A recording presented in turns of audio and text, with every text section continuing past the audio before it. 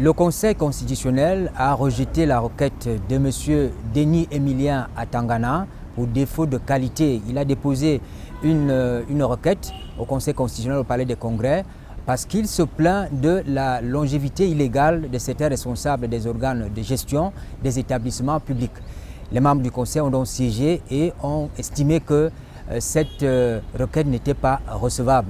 Mais ce qu'il faut dire, c'est que cette démarche de M. Atangana nous donne, nous, la possibilité à Politics de prolonger un débat sur une question qui est à la fois de droit, une question de droit, c'est une question de gouvernance aussi. Pour en parler, nous avons avec nous Serge Dieudonné Tsek. Il est administrateur civil principal hors échelle. Il est également inspecteur des services budgétaires au ministère des Finances. Merci d'être avec nous. Vous avez publié beaucoup d'articles dans les journaux, des articles relatifs à cette actualité. Et pour vous, en 2019, cette question était déjà revenue dans le débat. Et le président de l'Assemblée tranchait parce qu'il a donné l'instruction à son secrétaire général de la présidence de la République, le ministre d'État Ferdinand Gongo. À la lecture de vos articles, on a bien le sentiment que pour vous, il y a un conflit entre les lois de 2017 et la Constitution.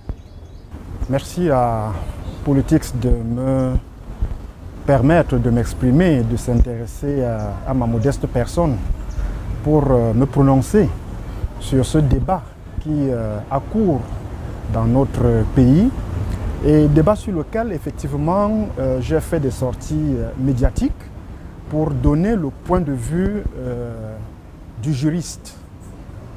Effectivement, le landerneau politico-administratif est secoué par la polémique sur la durée des mandats des dirigeants des entreprises publiques, des établissements publics, notamment les directeurs généraux adjoints et les présidents des conseils d'administration. Les lois de 2017, elles sont deux, l'une sur les établissements publics, l'autre sur les entreprises publiques. Ces lois-là limitent les mandats des dirigeants des organes sociaux des établissements publics et entreprises publiques à 3 ans, renouvelables, éventuellement renouvelables 2 fois. C'est sur la base de cette loi-là que l'opinion s'est enflammée, estimant que certains dirigeants avaient largement dépassé le délai qui était imparti pour présider aux destinées de ces entreprises publiques-là. Alors le fond de l'affaire, vous le dites si bien, c'est une opposition entre la loi et la Constitution. Rappelons que la Constitution est la norme suprême dans un pays.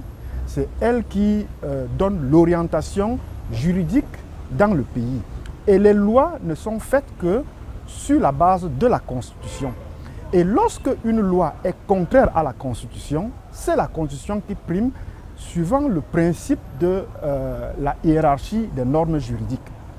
Il se trouve donc que la Constitution du Cameroun prévoit que le président de la République nomme aux emplois civils et militaires. Point. Il met fin à leurs fonctions.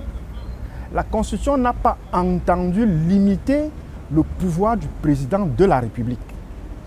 Malheureusement, les lois de 2017 sont venues limiter ce pouvoir du président de la République en demandant que ces responsables-là soient nommés pour 3 ans renouvelables, éventuellement 2 fois. Fondamentalement, on ne voit pas en quoi ces lois sont contraires à la Constitution. Vous pouvez davantage nous expliquer? La Constitution pose le principe de la plénitude des compétences du président de la République. Si la Constitution avait voulu que la loi vienne limiter, vienne organiser ce pouvoir, elle aurait dit par exemple, le président de la République nomme aux emplois civils et militaires dans les formes fixées par la loi. Il met fin à leurs fonctions dans les formes fixées par la loi. Ce qui n'est pas le cas pour le moment. Je vous donne quelques exemples de situations où la Constitution a prévu l'intervention de la loi. En matière des partis politiques, je crois que c'est l'article 3, la Constitution dit les partis et formations politiques se forment et exercent leurs activités dans les formes fixées par la loi. Et c'est pour cela qu'en 1990, une loi a fixé l'organisation et le fonctionnement des partis politiques. Lorsque la Constitution n'a pas prévu cette habilitation de la loi, alors cela veut dire que la loi s'ingère dans le domaine réservé au président de la République. On comprend mieux la démarche du président de la République qui instruit donc son secrétaire général à travers le secrétaire général des services du Premier ministre pour demander au gouvernement de faire un tout petit peu attention. Tout à fait. Vous savez, au terme d'une disposition de l'article 5 de la Constitution, le président de la République veille au respect de la Constitution. Donc, lorsqu'il sent que la Constitution est menacée, il doit intervenir. Et lorsque justement ce débat a éclaté en 2019, effectivement, le président de la République a senti que la clameur populaire, l'opinion qui se sentait désabusée par l'irrespect de la loi, ne comprenait pas que cette loi-là était en marge de la Constitution. Les explications que vous donnez me posent à moi un problème et probablement aux téléspectateurs. Cela nous amène d'ailleurs à interroger ce que vous, techniciens du droit, vous appelez la procédure législative. Comment se rédige une loi au Cameroun? Qui fait quoi là-dedans? Parce que jusque-là, on ne comprend pas qu'il y ait un conflit entre une loi et la Constitution. Disons déjà que la loi est l'acte du Parlement. Dans le cas camerounais, c'est l'Assemblée nationale et le Sénat, les deux qui forment le Parlement. Donc la loi, c'est l'acte du Parlement. Mais comment arrive-t-on à la loi? Naturellement, la Constitution dit que l'initiative des lois appartient concurremment au président de la République et au Parlement. Donc le président de la République peut déposer des projets de loi et le Parlement peut également formuler des propositions de loi.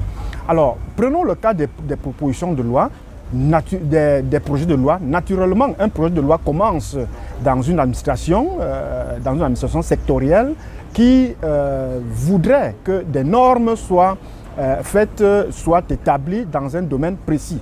Un projet est monté, il est examiné par des experts, il monte à la sanction du chef de l'État qui le dépose au bureau du Parlement. Et lorsque les députés et les sénateurs sont prononcés, ont adopté et voté la loi, cette loi-là est promulguée, ce projet-là est promulgué pour devenir une loi. J'imagine qu'il y a quand même un dispositif de contrôle de la constitutionnalité des lois qui sont votées. Pour le cas d'espèce, les lois de 2017, elles ont été promulguées. Et avant la promulgation, il faut passer à ce contrôle. Est-ce à dire qu'on a laissé faire?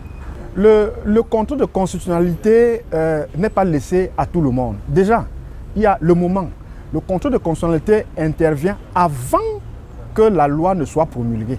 Donc, lorsque le projet est adopté, ou la proposition est adoptée, il faudrait que le contrôle s'exerce avant la promulgation de ce projet ou de cette proposition.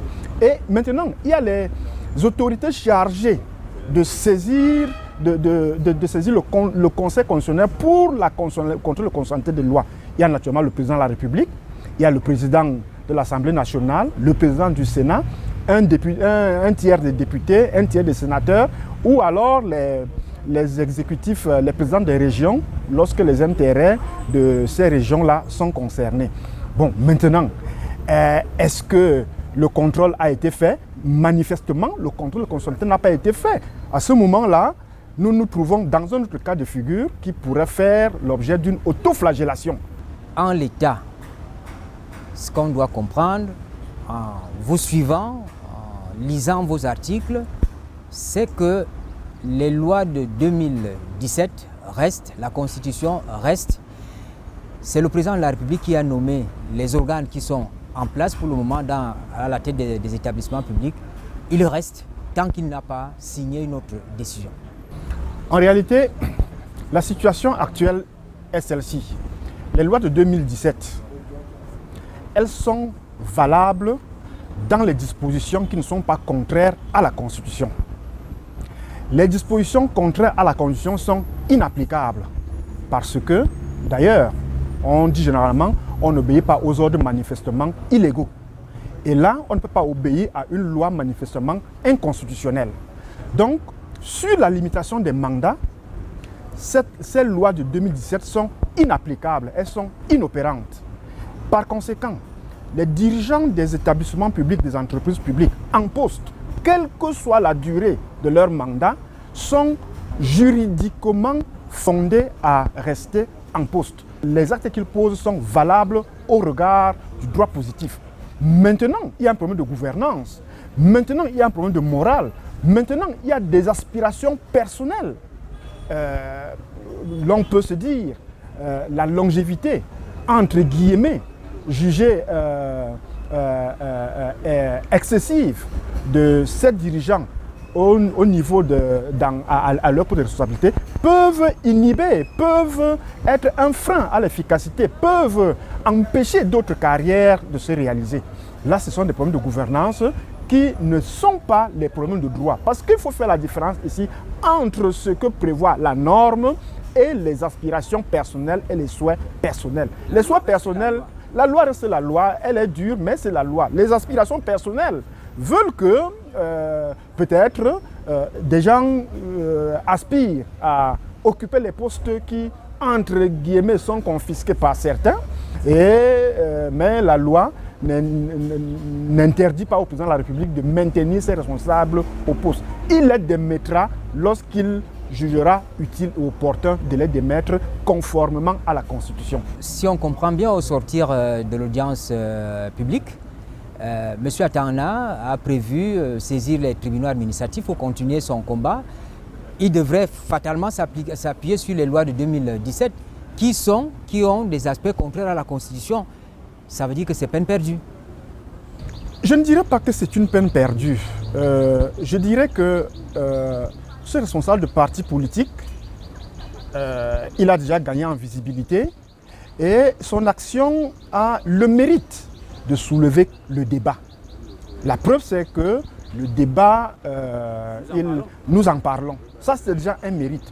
Maintenant, il va se pouvoir devant les juridictions. Je ne peux pas présager de ce que les juges vont lui répondre. Vous savez que les juges rendent leurs décisions conformément à la loi et à leur conscience. Les magistrats verront si la contestation de M. Atangana est fondée conformément à la Constitution, si elle est fondée conformément à la loi, si elle est fondée conformément aux décrets et autres. Et je crois que les juges rendront leurs décisions. Monsieur Tsek Serge Dieudonné, merci de nous avoir permis cet éclairage. Je vous remercie. Mesdames, Messieurs, merci de nous avoir suivis. Bonne suite des programmes sur la CR TV.